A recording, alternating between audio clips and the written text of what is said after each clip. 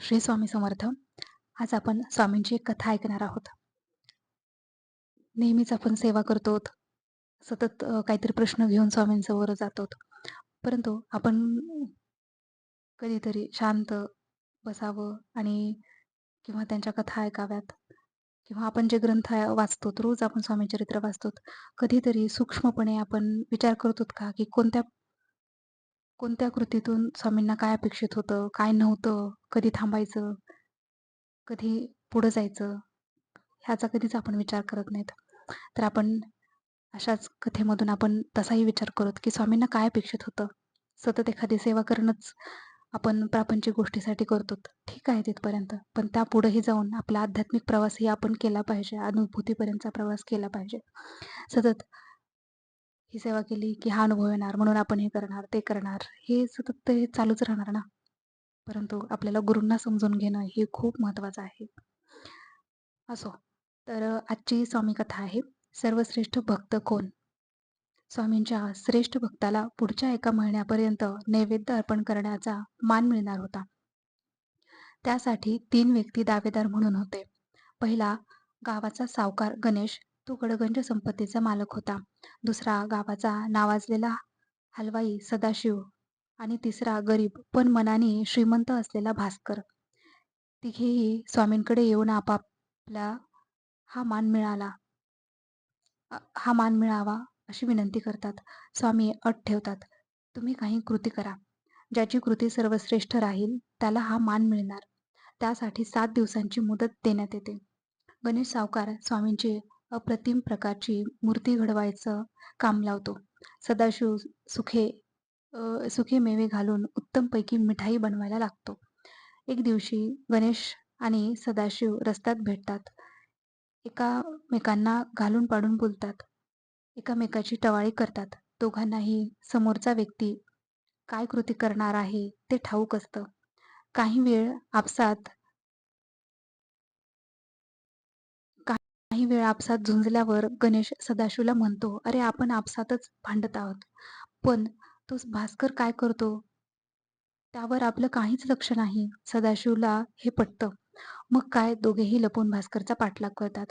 पाहतात तर भास्कर एका घरात जातो, काही वेळ बसतो आणि मग परत घरी येऊन आपल्या दिनचर्येला लागतो.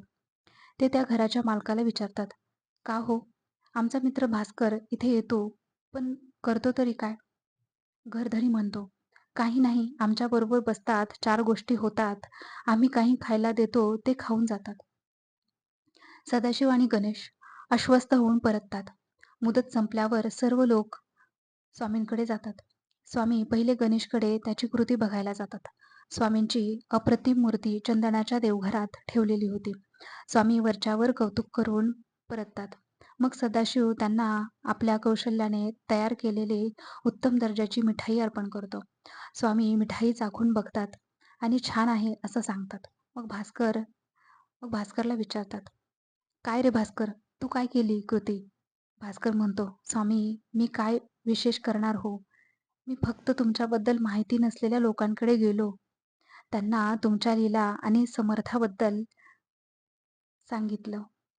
तुमच्या लीला आणि सामर्थ्याबद्दल सांगितलं म्हणजे स्वामींच्या सामर्थ्याबद्दल सांगितलं. तुम्ही जी शिकवण करतात त्याची त्यांना समज दिली. त्यांना नामस्मरणाचं महत्त्व समजावून त्यांना नामस्मरणाच्या मार्गावर आणलं. तुमची शिकवण प्रसार पावो यासाठी थोडेसे प्रयत्न केले." स्वामींची चर्या प्रसन्न होती. स्वामी म्हणतात, "शाब्बास भास्करा, आम्हाला जे पाहिजे होते तेच तू केले. तुलाच आम्हाला नैवेद्य अर्पण करायचा मान मिळणार." गणेश आणि सदाशिवला फार आश्चर्य वाटतं. म्हणून स्वामी समजवतात, "अरे, संतांना देव का पाठवतो? अज्ञ लोकांना सन्मार्गाचा रस्ता दाखवायला, त्यांचं मार्गदर्शन करायला. संसार करतानाच ईश्वराचं विस्मरण न व्हावं ही आठवण करून द्यायला. आणि संतांना जर कोणी त्यांच्या कार्यात सहाय्य केले तर त्यापेक्षा त्यांना दुसरं काय आवडणार?" भास्करने आमच्या कार्याला जो हातभार लावला, अज्ञ लोकांना सन्मार्ग दाखवला, आमची शिकवण ज्या लोकांपर्यंत पोहोचत नाही त्यांच्यापर्यंत पोहोचवली. अरे, आम्हाला आणखी दुसरं काय आवडणार? अरे, मूर्ती, मंदिरं कशासाठी बनवतात? लोकांना विसर पडलेल्या ईश्वराचं स्मरण व्हावं म्हणून. ईश्वराला किंवा गुरुला त्या मूर्तीचा काय लोभ? संत मिष्ठान्न ग्रहण करता ते भक्तांच्या समाधानासाठी. त्यांनी षड्रसांच्या तृष्णेवर कधीच विजय मिळवलेला असतो. आम्हाला जे अपेक्षित होतं ते भास्करांनी केलं, म्हणून भास्कराची कृती सर्वश्रेष्ठ ठरली. श्री स्वामी समर्थ. तर ही कथा घेताना खरंच पाहिली नव्हती, खाली काय कथा आहे ते. तर हाच उद्देश होता माझाही, की खरंच पाहिली नव्हती. माझ्याकडे अशा खूप कथा आहेत, ज्या मी अशा सेव्ह करून ठेवलेल्या आहेत.